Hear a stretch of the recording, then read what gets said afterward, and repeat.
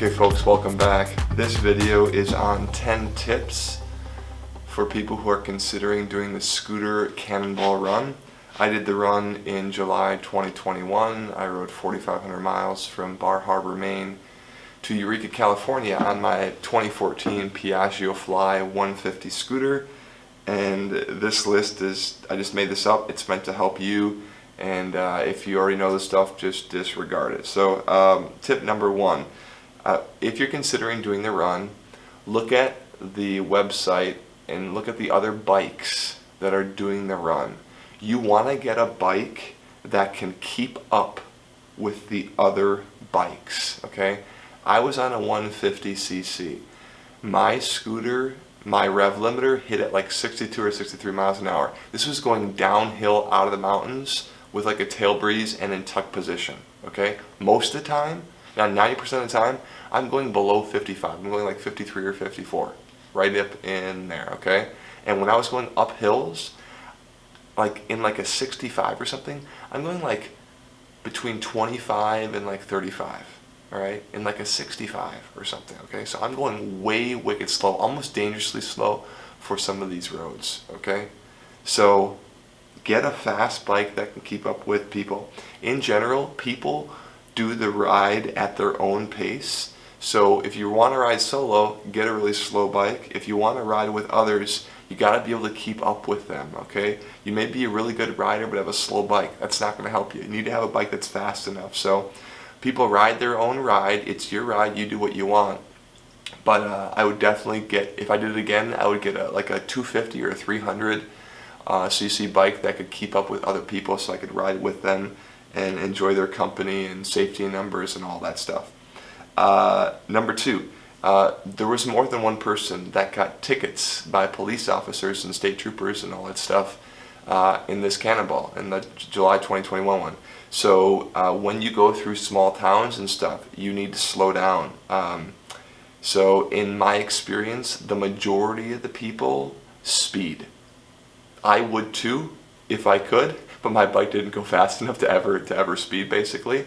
But people speed and people get tickets, and when you're on wide open roads, people just kind of blast, and like no one's around anyways. But when you go through small towns, slow down because there are officers and they will get you. Number three, for convenience and peace of mind and less stress, I'd strongly recommend you stay in the main hotel that the event recommends. This is the last check-in point of the day, and it's the first checkpoint for the next day. So everyone's going to be there. They'll be working on their bikes there. You know, food will be close by. You'll be able to get help and all that stuff. If you're a first timer, I'd stay in the main hotel. It'll be super convenient for you. Point number four. Before you get into the run, I would be watching videos on your scooter, or better yet, have done this. I know how to change your tire, your belt, your rollers, your oil, maybe like your air filter. You might not do it on the run, but you should know how, or have a general idea how to do that, because you don't want to get into a situation where you need to have it done and you're like begging people to come do it for you. People got to work on their own bikes, okay? If you have no idea how to do any of this stuff, people are going to be like, dude, what are you doing on this thing, right? You need to have some experience taking your bike apart, knowing how to do some of these basic maintenance items. People can assist you, but you know, they're not doing it for you. Some people, when we would stop in towns, they would pay for these services to get done. So if you don't know how to do that stuff and you want to pay, then you're going to need to schedule that ahead of time and just pay to have it done, and then you're all set to go. Point number five, I would recommend you arrive to the starting city at least 1 day ahead of time. I personally would arrive 2 days. I arrived on a Friday and we left on a Monday morning. I think that was a good call. That gave me time to meet people, work out kinks with my bike. My bike wasn't starting when it showed up. That was really stressful. You know, do extra touches, extra prep work to your bike. So I would definitely recommend arriving at least 1 day. I'd actually say arrive 2 days early to the event so you can get set up and comfortable and ready to go and make sure that all your prep is done, okay? Strongly recommend that. Okay folks, welcome back. We had the camera run out of space on the SD card. So I was at point 6. Point 6 is because it's so important to stay at the main hotel, as that's where all the activity happens and it's just super convenient and you can get help there and all that. If you're going on this by yourself and you don't have a roommate or something, just bring an air mattress with you and then see if you can bunk up with someone and sleep on the floor in their hotel room at the main hotel and throw them some money for the floor space, okay? So that's what I did. It worked super good. It was much better for me. So air mattress to get yourself a space at the main hotel. Point number 7. I would strongly recommend that you stay on the route. Stay on the main route. That's where other riders are going to be riding. They will see you if you need help or you're in trouble. A lot of times the support truck or trucks or people who have their own support vehicles will be following along on that route. And just from a safety perspective, that just makes sense. When you go off on your own, people don't know where you are. It's more convenient. They might not be able to come help you, whatever. Point number 8. Leave every day early.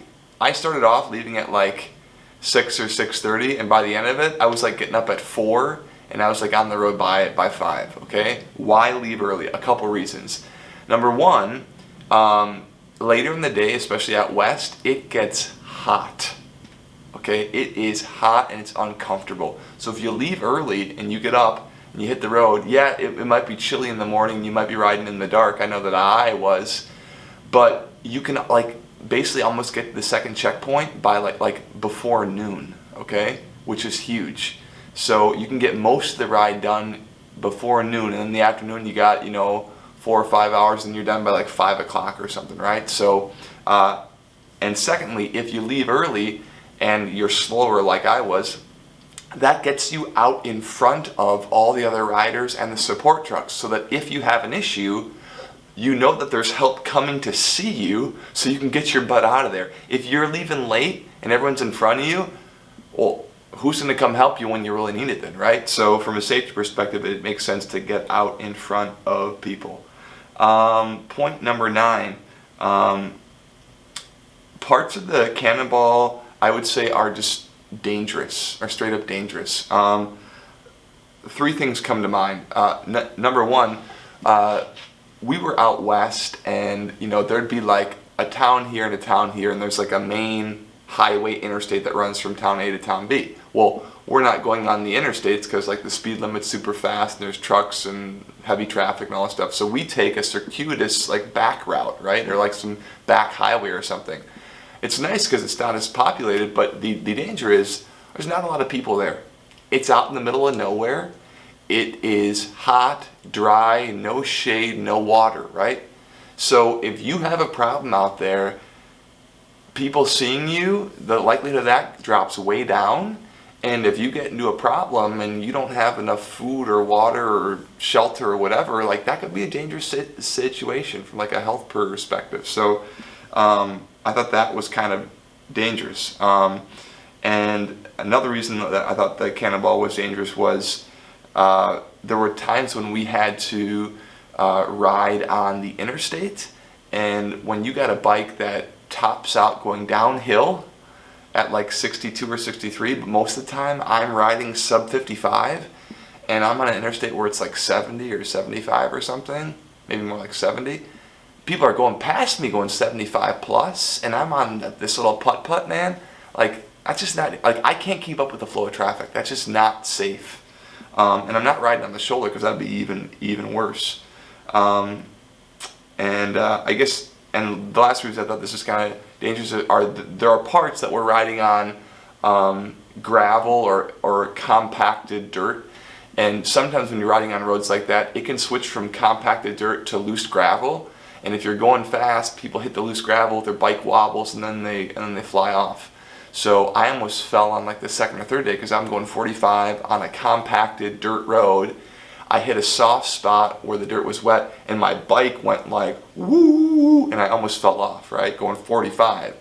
And a bunch of that happened to other people, and they did fall off. So just the different road conditions can be dangerous. Is that a fault of the organizers? No, of course not. You need to ride according to your own means and your own